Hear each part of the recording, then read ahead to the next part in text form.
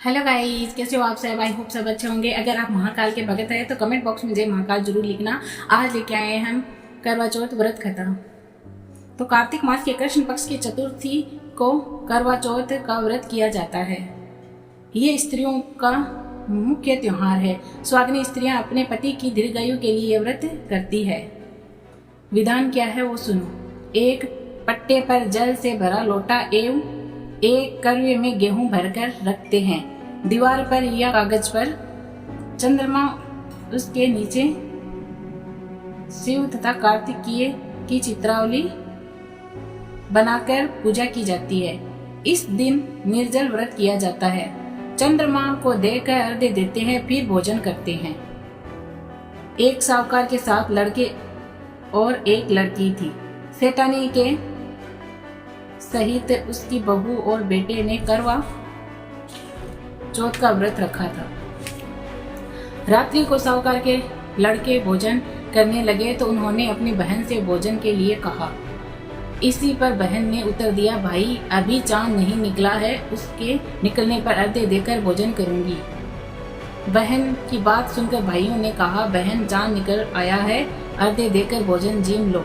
ये सुन उसने अपनी भाभियों से कहा कि आओ तुम भी चंद्रमा को अर्घ्य दे लो, परंतु वह इसी कांड को जानती थी।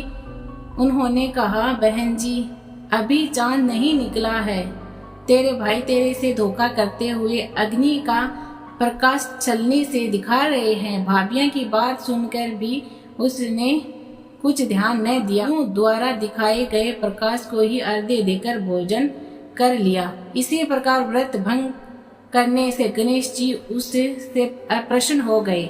इसके बाद उसका पति सख्त बीमार हो गया और जो कुछ घर में था उसकी बीमारी में चला गया। जब उसे अपने किए हुए दोष का पता लगा तो उसने पश्चाताप किया। गणेश जी की प्रार्थना करते हुए विधि विधान से पुनः चतुर्थी का व्रत करना आरंभ कर दिया।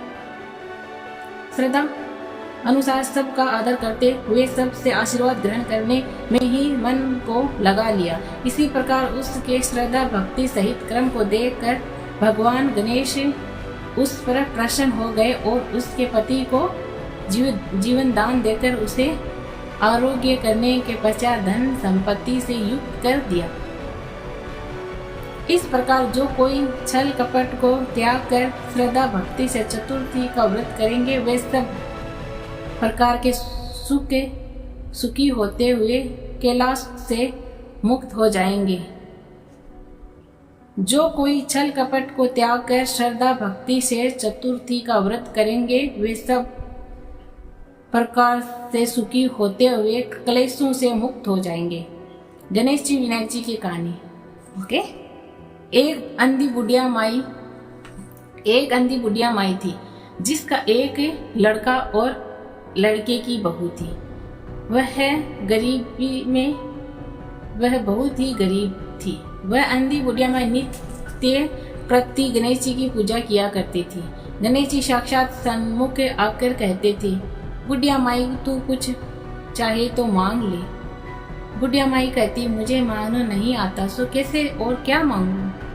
तब गणेश जी बोले कि अपने बहू बेटे से पूछ कर मांग लो। तब बुढ़िया माई ने अपने पुत्र और पुत्र वधू से पूछा तो बेटे ने बोला कि धन मांग लो। बहू ने कहा कि पोता मांग लो। तब बुढ़िया ने सोचा कि बेटा बहू तो अपने अपने मतलब की बात कर रहे हैं। अतः उस बुढ़िया माई ने पड़ोसियों से पूछा तो पड़ोसियों ने कहा कि बुढ़िया माई तेरे थोड़ी दिनों की जिंदगी है, क्यों मांगे धन और क्यों मांगे पोता, तू केवल अपने नेत्र मांग ले, जिससे तेरी शेष जिंदगी सुख से व्यतीत हो जाए।